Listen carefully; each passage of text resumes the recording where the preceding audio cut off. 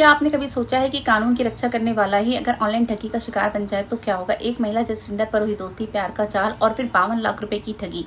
इतना ही नहीं, मामले में मेड को शिकायतकर्ता बना दिया गया, जिस पर कोर्ट ने भी कड़ी नाराजगी जताई। आखिर क्या है पूरा मामला, आइए जानते हैं। नमस्कार दोस्तों, ऑनलाइन डेटिंग ऐप्स लोगों को रिश्ते बनाने का मौका देती है, लेकिन कई बार यही प्लेटफॉर्म साइबर अपराधियों का हथियार भी बन जाते हैं। जब समाज को न्याय देने और कानून की रक्षा करने वाले ही किसी साथी जालसाज की बुने जाल में फंस जाएं, तो यह खबर न सिर्फ हैरान करती है बल्कि सुरक्षा पर भी बड़े सवाल खड़े करती है। ऐसा ही एक चौंकाने वाला मामला सामने आया है, जहां हरियाणा की एक न्यायिक अधिकारी कथित तौर पर हनी ट्रैप और साइबर ठगी का शिकार हो गई। इस मामले में करीब 52 लाख रुपए की ठगी की गई है। रिपोर्ट्स के मुताबिक आरोपी ने खुद को एक गोपनीय सरकारी विभाग का अधिकारी होने का दावा किया था। आरोपी और न्यायिक अधिकारी की पहचान टिंडर ऐप के जरिए हुई थी। इसके बाद दोनों के बीच बातचीत बढ़ी और कथित तौर पर खुद को भरोसेमंद और प्रभावशाली बताकर उनसे दोस्ती की।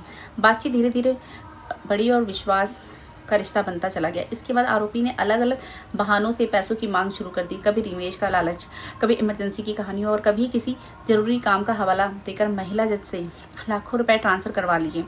जब तक उन्हें ठगी का एहसास हुआ तब तक करीब 52 लाख रुपए उनके हाथ से जा चुके थे। इस मामले का सबसे हैरान करने वाला मोड़ तब आया जब पुलिस में शिकायत दर्ज कराने की बारी आई। पीड़ित महिला खुद एक न्यायिक अधिकारी यानी जज थी। शायद सामाजिक प्रतिष्ठा खोने, बदनामी और व्यक्तिगत शर्मिंदगी के डर से उन्होंने खुद आगे आकर शिकायत दर्ज नहीं कराई।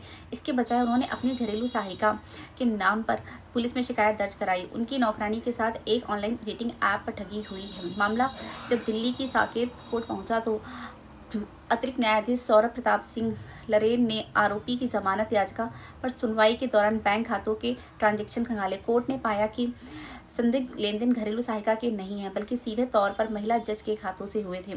इस पर कोर्ट ने तीखी नाराजगी जताते हुए कहा है कि दर्ज कराई गई शिकायत असली पीड़ित को नहीं दिखाती है।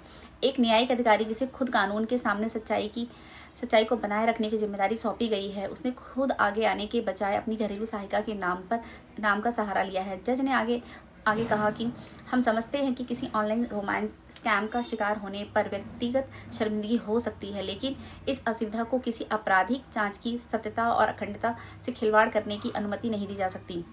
अदालत ने यह भी कहा है कि न्याय अधिकारी को खुद सामने आकर पूरी सच्चाई जांच एजेंसियों के सामने रखनी चाहिए। अदालत ने इस बात पर भी गहरी चिंता जताई कि मामले से जुड़े कई महत्वपूर्ण डिजिटल और इलेक्ट्रॉनिक सबूत अभी तक रिकॉर्ड में नहीं आए हैं।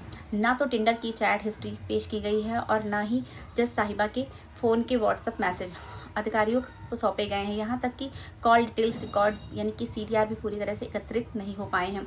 कोर्ट ने आरोपी के व्यवहार पर भी सवाल उठाए हैं। वह कुछ अहम जानकारियां छिपा रहा है जिससे जांच प्रभावित हो रही है।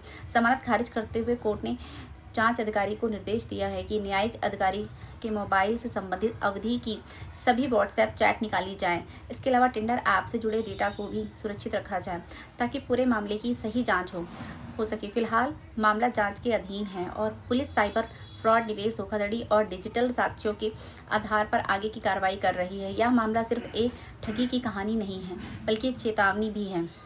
साइबर अपराधी किसी को भी अपना शिकार बना सकते हैं, चाहे वह आम नागरिक हो या कानून की कुर्सी पर बैठा हुआ कोई व्यक्ति हो। अगर आप भी ऑनलाइन डेटिंग ऐप का इस्तेमाल करते हैं तो इन बातों का ध्यान रखें। किसी अनजान व्यक्ति पर जल्दी भरोसा ना करें। ऑनलाइन मिले व्यक्ति को पैसे ट्रांसफर ना करें। निवेश या इमरजेंसी के नाम पर पैसों की मांग होने पर सतर्क हो जाएं। किसी भी संदिग्ध गतिविधि की तुरंत साइबर हेल्पलाइन 1930 पर शिकायत करें। इस मामले पर आपकी क्या राय है? क्या ऑनलाइन डेटिंग ऐप पर सुरक्षा के नियम और सख्त होने चाहिए?